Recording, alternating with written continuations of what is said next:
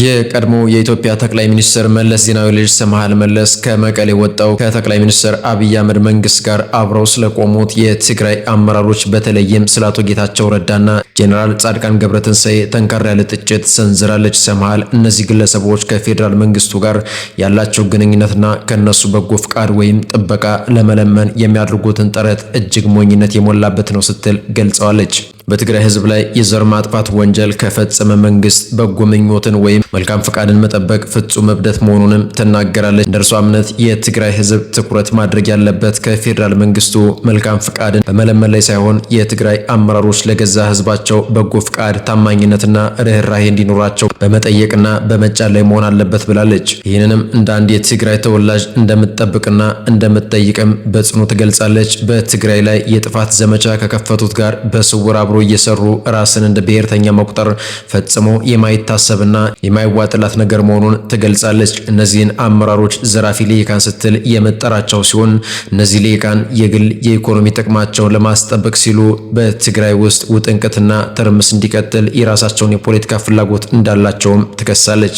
ምክንያቱም በትግራይ ውስጥ ያለው የህልውና ትግልና ትርምስ በረዘመ ቁጥር እነዚህ ልሂቃን በስልጣን ላይ ለዘላለም ለመቆየት ሰበብ ያገኛሉ ስትልም ትተቻለች።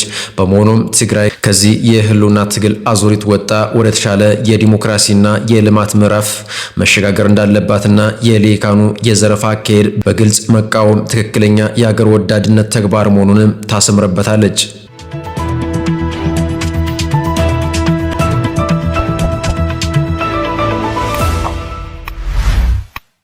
በአክሱም የግድያ ሙከራ የተደረገባቸው የትግራይ ሊቃነ ጳጳሳት በቁም እስር ላይ መሆናቸው ተሰማም።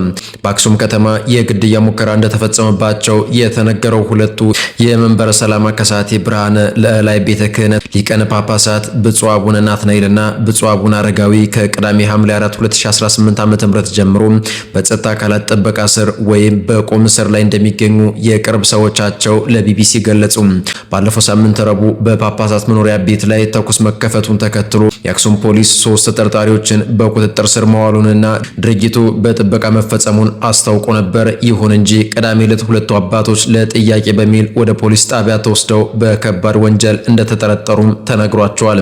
ሊቃነ ጳጳሳቱ ለእያንዳንዳቸው 3000 ብር የዋስትና ገንዘብ ተከፍሎ ምሽት ላይ የተለቀቁ ቢሆንም በአሁኑ ወቅት በቁም እስር ላይ እንደሚገኙ ረዳቶቻቸው ገልጸዋል።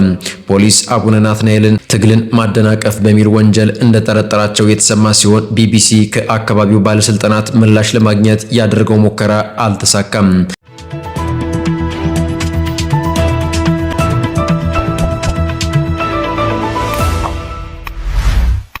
ኢትዮጵያ ለመጀመሪያ ጊዜ የገነባችው ግዙፍ የወርቅ ማጣሪያ ፋብሪካ ስራ ሊጀምር መሆኑን ብሔራዊ ባንክ አስታወቀ። የወርቅ ግዥን ወደ ንግድ ባንኮች ለማዘዋወር ጥናት እየተደረገ ነውም ተብሏል። የኢትዮጵያ ብሔራዊ ባንክ ገዢ ኢዮብ ተካልኝ የአገሪቱ የመጀመሪያ የወርቅ ማጣሪያ ፋብሪካ በመጪው 1 ወር ውስጥ ተመርቆ ስራ እንደሚጀምር አስታወቁ። ገዢው ይህን የገለጹት የገንዘብ ፖሊሲ ኮሚቴ በ7ኛ ስብሰባው የገመገማቸውን የኢኮኖሚና የፋይናንስ ሁኔታዎች ያቀረባቸውን ምክረ ሀሳቦችና የብሔራዊ ባንክ ቦርድ ያጸደቃቸውን የፖሊሲ ውሳኔዎችን አስመልክቶ ሰኞ ሐምሌ 6 ቀን 2018 ዓ.ም ለመገናኛ ብዙሃን ማብራሪያ በሰጡበት ወቅት ነው። ከአፍሪካ አልፎ ከዚያ በላይ በግዙፍነቱ የሚጠቀስ የወርቅ ማጣሪያ ፋብሪካ ግንባታ እየተከናወነ መሆኑን የገለጹት ዶክተር ኢዮብ ፋብሪካው በመጪው 1 ወር ውስጥ ተጠናቆ ወደ ስራ ሲገባ ለሀገሪቱ የወርቅ ገበያ እጅግ ከፍተኛ አቅም እንደሚፈጥር አስረድተዋል።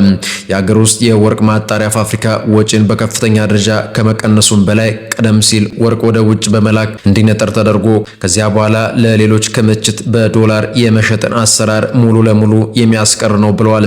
በመሆኑም ፋብሪካው ለኢትዮጵያ የወርቅ ገበያ ብቻ ሳይሆን ለአጠቃላይ ቀጠናው ትልቅ አቅም ሊሆን ይችላል ሲሉም ገልጸዋል። ገዢው ይህን ቢሉም ፋብሪካው የት አካባቢ እየተገነባ እንዳለና ሌሎች ዝርዝር ጉዳዮች ላይ ማብራሪያ ከመስጠት ተቆጥበዋል።